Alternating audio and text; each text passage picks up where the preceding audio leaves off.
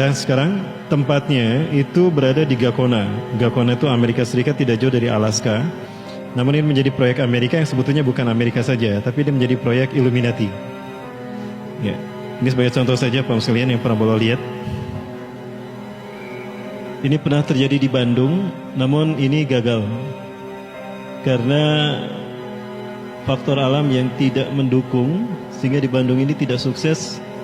Awalnya mereka ingin menciptakan crash of massive, ya maksudnya kehancuran total di infrastruktur kota Bandung. Namun ini gagal mereka lakukan, sehingga pecah ke arah Lembang, dan itu mengakibatkan adanya kehancuran infrastruktur di arah Lembang.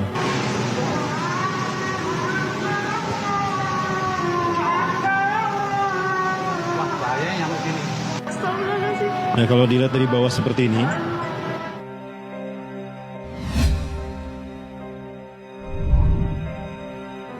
tentang HARP. Jadi ada satu program yang saat ini cukup gila dijalankan oleh Zionis Yahudi, yaitu program Reduction of Population, mengurangi populasi manusia. Reduksi itu mengurangi jumlah populasi manusia. Ini berangkat dari keyakinan Yahudi bahwa hanya merekalah yang layak tinggal di muka bumi. Ya, jadi Yahudi ini adalah kelompok yang menganut paham rasisme, bahwa ras mereka lah yang paling unggul. Selain dari mereka itu adalah subhuman. HARP ini singkatan dari High Frequency Active Aurora Research Project. Itu sebuah alat yang dia bisa melakukan apapun sesuai dengan kebutuhan si operator daripada alat ini. Dulu HARP ini digunakan oleh Amerika sebagai satu alat untuk menyelamatkan Amerika dari rudal Rusia, karena digunakan pada Perang Dunia Kedua, di mana alat ini berfungsi untuk menciptakan Iron Dome. Iron Dome itu adalah sebuah hologram yang kemudian apabila tersentuh oleh rudal Rusia, itu rudalnya akan meledak. Dan itu ada beberapa lapis gitu, ada lapis 1, lapis 2, lapis 3. Itu Iron Dome-nya. Nah, namun belakangan seiring dengan kemajuan sains dan teknologi, HARP ini kemudian menjadi multifungsi. Dia memiliki fungsi apapun.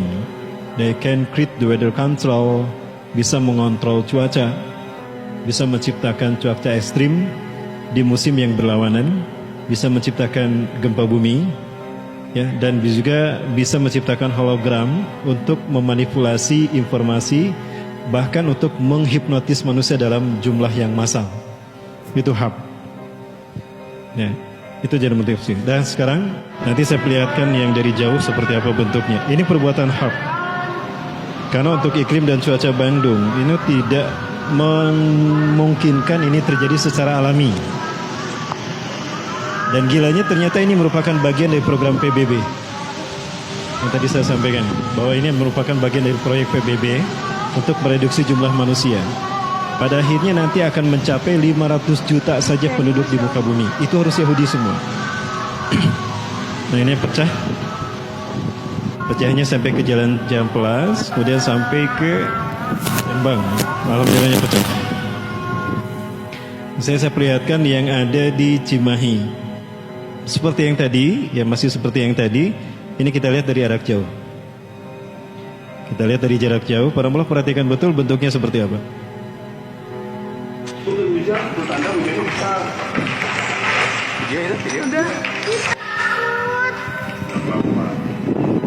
Nggak apa-apa, Om. Enggak apa. Sebelah sana ada bukan di sini. Ini siapa Pak air? Dari laut. Oh gitu. Air laut. Serem banget. Itu petanda. Baik, para mulai bisa melihat tadi ya, hafalkan bentuknya. Dan sekarang saya ingin perlihatkan bentuk yang sama, tapi ini berada di Iran, di sebuah laut di Iran. Bagi kita mungkin masuk di akal jika hutan dibakar atau perumahan dibakar, masuk di akal karena ada sesuatu media yang bisa terbakar.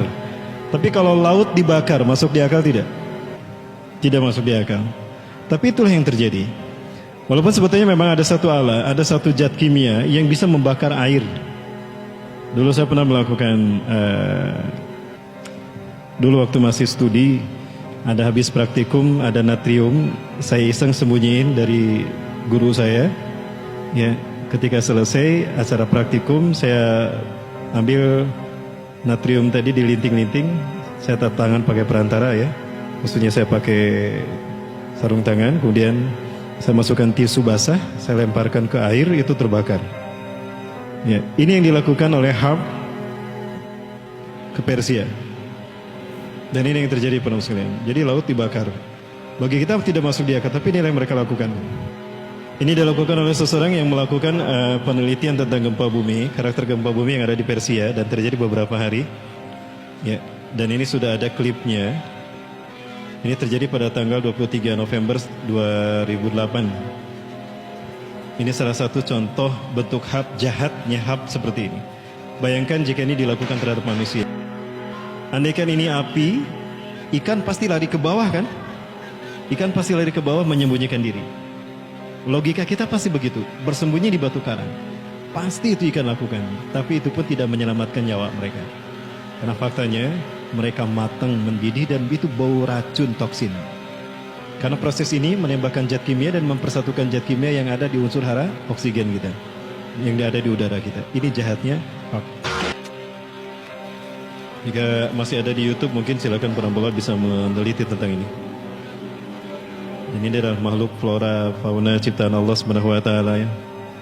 Dia adalah hewan yang begitu cantik, lumba-lumba yang menjadi pembuat ini indah luar biasa. Namun apa yang terjadi? Saya yakin lumba-lumba ini sudah bersembunyi ke bawah menyelamatkan diri. Namun apa yang terjadi? Matang seperti ini. Seperti pindang. Ya, pindang tongkol. Tapi ini tidak bisa dikonsumsi karena bau toksin, bau racun kimia. Bukan yang kecil tapi yang besar, bukan puluhan, bukan ratusan tapi ribuan.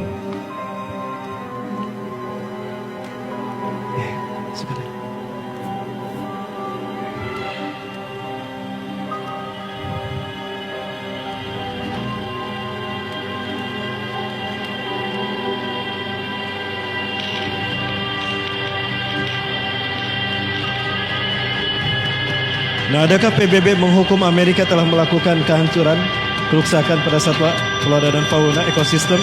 Tidak ada.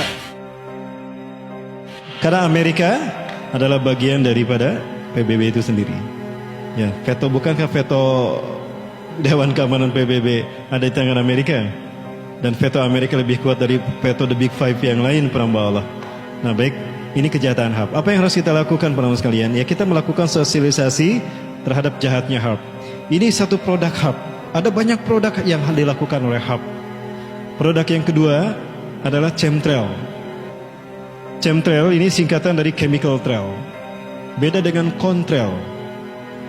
Chemtrail ini adalah satu awan yang kalau para boloh lihat di langit itu nggak hilang-hilang. Itu ada terus, itu nggak hilang-hilang. Itu bukan jejak pesawat. Kalau jejak pesawat itu namanya contrail, itu hilang. Ketika pesawatnya masih ada, itu awannya paling hanya sampai 500 atau 1 kilometer lah. Setelah itu hilang. Ya, setelah itu hilang. Bersenyawa dengan udara. Tapi chemtrail itu tidak, karena itu jejak kimia, chemical trail. Isinya itu adalah virus dan senjata-senjata biologis yang bisa membuat penyakit endemik. Maka banyak orang masyarakat mengalami penyakit-penyakit aneh itu karena perbuatannya, karena chemtrail. Nah, di negara di dunia itu mereka sudah protes kepada pemerintahnya. Yang belum protes di mana? Di Indonesia. Karena belum yang memahami, sedikit yang memahami tentang chemtrail. Kami pernah melakukan itu di Hussein Sastranegara, Bandara Hussein. Teman saya saat itu menggunakan paspor, menggunakan ID sebagai jurnalis. Pak, saya jurnalis yang ingin tanya, itu jejak pesawat apa? Dan itu pesawat yang terbang. Rata-rata pesawat ini terbangnya jauh tidak terlihat. Nah, ini adalah senjata yang digunakan oleh Yahudi atas nama PBB untuk mengurangi jumlah populasi manusia. Ini jahat kan? Tapi ini menjadi jimat PBB. Nah, apa yang harus kita lakukan, para sekalian? Kita melakukan edukasi dan kita menekankan penekanan, penetrasi kepada political will, pada pemerintah kita, bahwa itu berbahaya untuk masyarakat. Walaupun saat ini untuk rejim yang sekarang tidak mungkin bisa.